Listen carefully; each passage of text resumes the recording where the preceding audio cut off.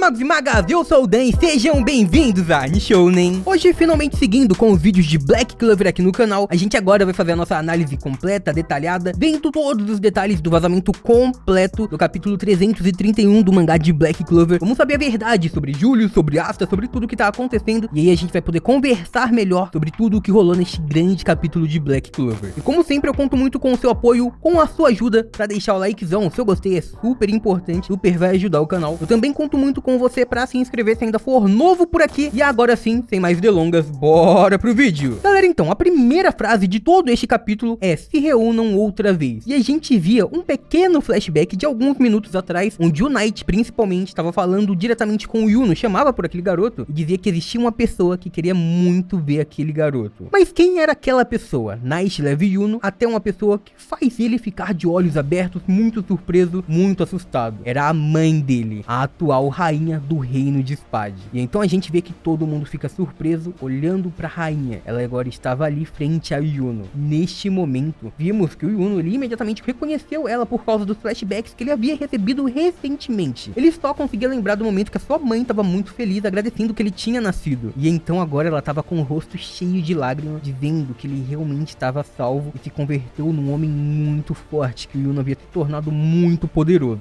Vale lembrar que muita gente questionou o fato dela ter sobrevivido, e como eu havia comentado com vocês, a gente viu a cena do ataque ao reino de Spade e a gente viu que eles atacaram principalmente ao rei, mas não mostrou que eles realmente haviam atingido a rainha, e agora a gente viu que ela realmente sobreviveu, e como eu já expliquei, provavelmente o motivo pra isso foi pra que o Yuno conseguisse continuar correndo atrás do sonho dele. Mas neste momento a gente tá numa cena extremamente emocionante. Ela corre em direção ao Yuno pra abraçar o seu filho novamente, ela fica ao lado dele, e então, neste momento, todo mundo, principalmente a resistência, começa a cobrar uma decisão do Yuno. Ele vai voltar para o reino de Spades? Eles diziam que o reino realmente precisaria da força dele para o futuro, o que é verdade. Afinal, aquele reino já não tem mais cavaleiros mágicos, eles vão ter que começar tudo do zero por causa das ações da Tríade. Mas o Yuno, ele começa a pensar um pouco. E enquanto isso, a gente tem que, obviamente, citar o que a Bel tá fazendo. Ela tá feliz, pulando de felicidade ao pensar que o Yuno se tornou um rei. A gente vê a mãe do Yuno também chamando por ele, dizendo que há muita coisa que eles precisam conversar. Ela também diz que sabe que tudo isso era muito repentino, aconteceu muito rápido e é até difícil de aceitar. Todo mundo esperava muito pro Yuno e o destino, o futuro ainda era incerto. Porém, o Yuno dizia que primeiro ele fez algumas promessas que ele precisava cumprir. Ele tem uma família no reino de Clover, ele tem amigos queridos e também ele tem um rival, aquele que ele fez a maior das promessas. Enquanto isso, a gente vai pra um outro lugar onde tá o Asta pedindo obrigado pra o Lieb. Neste momento, a gente viu Asta dizendo que ele finalmente pôde ver a mãe dele dentro das recordações, das lembranças do Lieb. O Asta então dizia que na verdade não é que ele guardava rancor por ela ter abandonado ele, mas pra ele, saber que ela amava ele de verdade era o mais importante. Isso deixava ele muito feliz e víamos um grande sorriso no rosto do Asta. A gente então neste momento vê que aparentemente o Asta sim, ele descobriu sobre a mãe dele. Ainda não temos a tradução oficial, mas mesmo assim a gente já consegue saber que neste momento o Asta descobriu toda a verdade e ele realmente conseguiu entender toda a verdade. Como eu comentei, eu imaginei essa cena de uma forma diferente. Mesmo assim, no meio de uma grande batalha para superar os seus próprios limites, a gente sabia que a mãe do Asta foi quem deu forças para ele continuar lutando, é muito importante. Mas continuando, o Lieb diz pro Asta parar com isso porque essa frase deveria ser dele. O Lieb então começa a agradecer, dizendo que na verdade foi graças ao Asta que ele foi capaz de se vingar por aquele demônio ter tirado a vida de Lista. Ele então dizia que agora a obrigação dele, que já realizou seu próprio sonho, é tornar o sonho do Asta realidade. E então o Asta sorria, dizendo que o Lieb tinha razão. A gente via então que tanto o Yuno, que tava ali com a resistência e com a mãe dele, quanto o Asta também, que tava no meio de toda aquela destruição, ambos estavam dizendo a mesma coisa: eu vou ser o rei mago do reino de Clover. E então a gente vê uma passagem de tempo, algo que é até importante neste capítulo. O Asta tá dizendo que primeiro ele teria que convencer a todo mundo do reino que o Lieb era uma pessoa boa, principalmente aquele cara que ficava andando com balança, sabe? Danmatio. E então a gente vê o tempo voltando a passar. Neste momento vemos a frase Black Clover e então Danmatio andando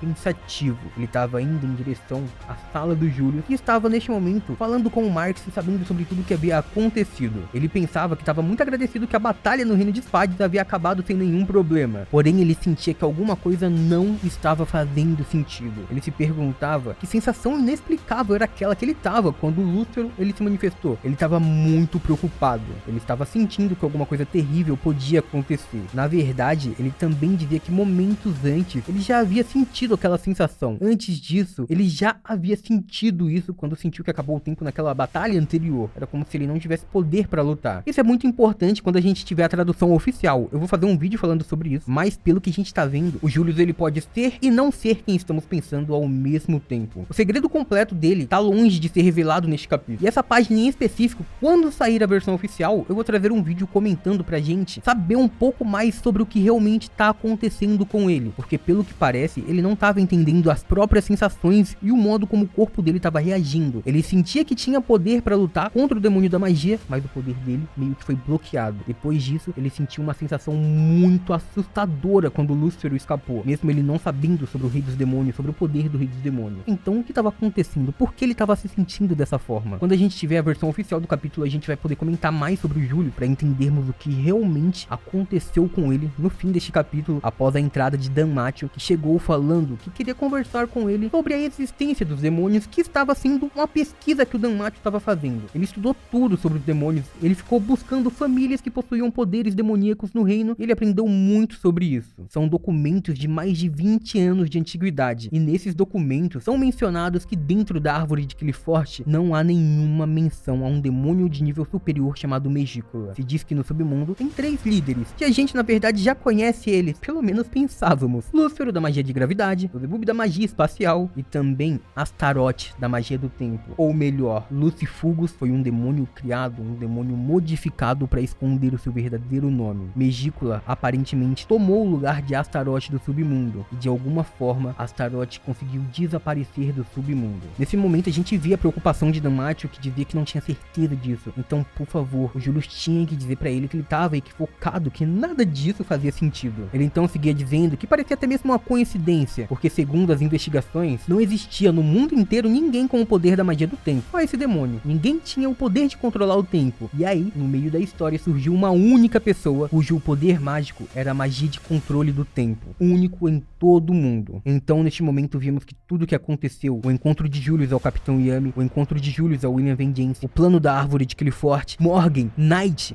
ter sido induzido a querer poderes demoníacos, tudo isso, esse tempo todo, tudo havia sido Julius, mas a gente via preocupação, medo, terror na expressão dele. Julius estava assustado, a existência do demônio que se escondia no reino. Nesse momento, a gente viu Julius gritando Danmacho, rápido. A gente via a expressão dele mudando, e ele dizia que desde o início havia sido ele, tudo desde o início. E essa expressão, Danmacho, rápido, é a frase mais importante de todo este capítulo. E logo a gente vai ter um vídeo comentando ela, junto com aquelas páginas anteriores que eu comentei. Elas juntas conseguem contar a verdadeira história do Julius, que não foi contada neste capítulo. Porém, depois disso, o Grimório torna um outro Grimório. A gente via a presença de um outro mago naquela sala. Julius havia se transformado, sua capa caía. O mago tocava na testa de Danmacho enquanto dizia, não é assim que queria que fossem as coisas? Neste ponto, o seu Grimório era do reino de Spade, formava um trevo de 4 folhas, mas se mantinha do reino de Spade. Danmacho simplesmente cai no chão sem vida, e Adramelech entra pela janela oferecendo o coração demoníaco para Lucius Zogratis, aquele que o tempo todo pareceu ser o rei mago do reino de Clover. Adramelech dizia que tudo aconteceu de acordo com o que ele havia planejado, e aí ele diz que sim, agora o tempo acabou. Julius era o irmão mais velho da Tríade, ao mesmo tempo que não era, e logo a gente vai falar mais sobre isso, mas assim a gente chega ao fim deste capítulo com uma das revelações mais chocantes de todos os tempos. E eu tô louco pra gente ver a versão oficial, pra gente conseguir analisar mais detalhadamente tudo o que aconteceu. E por hoje é isso, muito obrigado por terem assistido até aqui, eu espero muito de coração que todo mundo tenha curtido. Eu vejo vocês no próximo vídeo, até lá, um grande abraço e tchau!